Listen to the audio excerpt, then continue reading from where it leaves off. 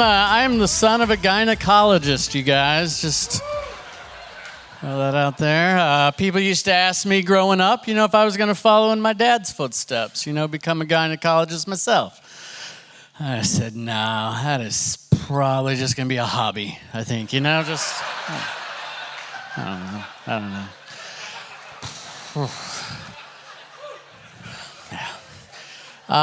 This is the first time I've ever performed in a church.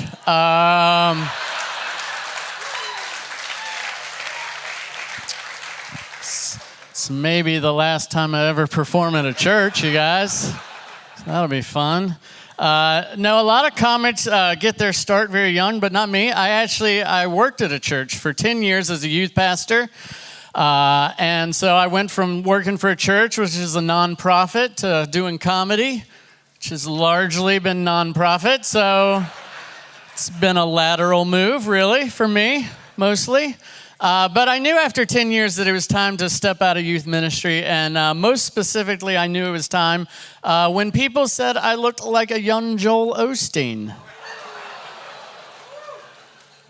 Once that happens, there's no going back. I was even in the Charlotte airport, and somebody had tapped me on the shoulder and was like, "Are you Joel Osteen?" And I turned around, and like 7 people had stopped to see what I was going to say, and I almost panicked. But I just took a deep breath, and I did what came naturally. I said a prayer, and then I took up an offering, right there. Just. And then I went and got on my private plane. So I was just out there doing the Lord's work, you guys. That's what I was doing. Man, I do remember coming back, we've all survived COVID and social distancing. And I remember the first time I brought my family back to church in person. And I got to tell you, some churches didn't really think about it too closely, about their song choices and what we'd gone through. I remember we started the service with "Precious Lord, Take My Hand." And I was like, well, not unless I've seen him use hand sanitizer first, Like, I know the Lord is everywhere, but that is a lot of people, and some of them have been to Myrtle Beach lately, so I am not feeling too safe about that. And then at the end of the service, we finished the service with "Breathe on Me, Breath of God." And I just went and got in the car and went home. It was just too soon for that sort of thing. If there's one thing you need to know about me, it is I am a huge introvert, and I left the house today. So that's right. That is right.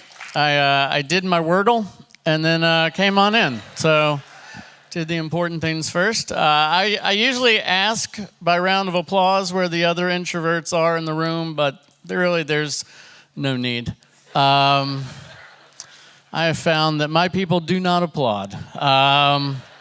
At most, we will give you half a head nod, and then we're going to look right back at our shoes where it's safe. That is what my people do. Now, as a comic, I realize I need to be able to talk to more people, so I have been working on it, and I can say that I try to treat everybody the same, so it doesn't matter to me if you are the CEO of a Fortune 500 company or just a homeless person on the side of the road. I am not going to talk to either of you, but I'm going to do it equally, so that is that. One thing that I will confess to you guys is I love the Netflix true crime documentary. Anybody else love them? I will also tell you that I probably went in too fast, too hard. And I messed up my whole Netflix algorithm out of that.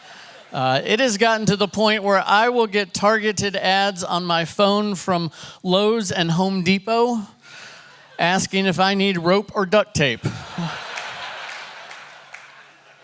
Yeah.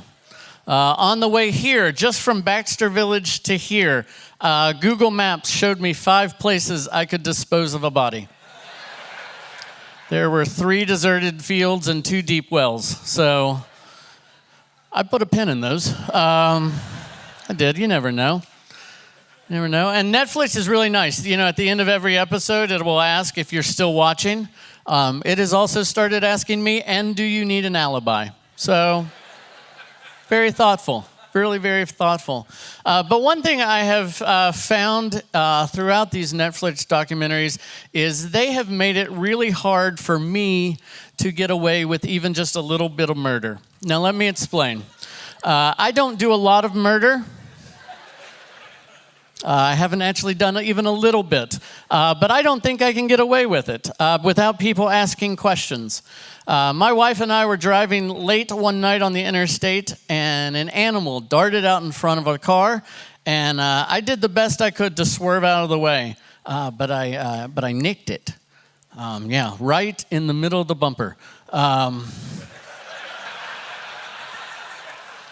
I could not have hit it more squarely if I had tried to. In fact, my wife even asked me, did you even try to move out of the way? I was like, I did.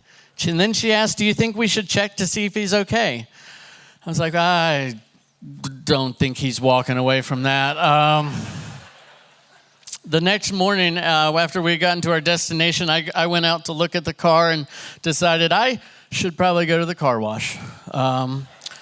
And so I went to the car wash, and there's that one attendant right before you drive in that has the scrub brush that kind of gets the front of the car, and he's just brushing the car, and then kind of slows down, and then he just looked at me. With that look in his eyes like, I'm erasing evidence, aren't I? I am definitely erasing evidence. And I just looked back at him, and I gave him a thumbs up. And I was like, we are in this together, my friend. You are now an accomplice, so let's get all of it, okay? And then I tipped him $10. So that was my trip to the car wash. You guys, I hope you guys enjoy the rest of your comics tonight. Thank you guys so much for coming. My name is Paul Snyder.